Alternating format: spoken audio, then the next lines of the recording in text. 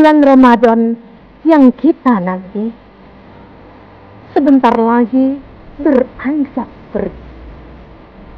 Berganti fajar Syawal di pagi hari, membawa cahaya kedamaian di penghujung Ramadan, menebar berkah di hari kemenangan.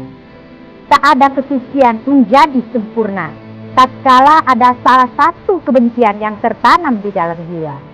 Jangan pernah memutuskan persaudaraan hanya karena sepatah kata yang tak sengaja terjadi. Marilah jaga lisan, jaga janji, jaga hati kita. Ingat saudaraku, harta paling berharga adalah sabar. Teman paling setia adalah amal. Dan ibadah paling indah adalah ikhlas.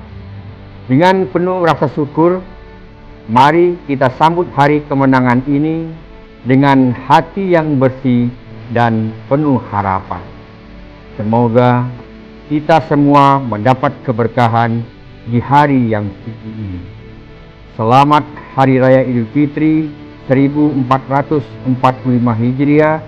Minal aidin wal faizin, mohon maaf lahir dan batin. Kami keluarga besar SMA Negeri 6 Palembang mengucapkan Selamat Hari Raya Idul Fitri 1445 Hijriah.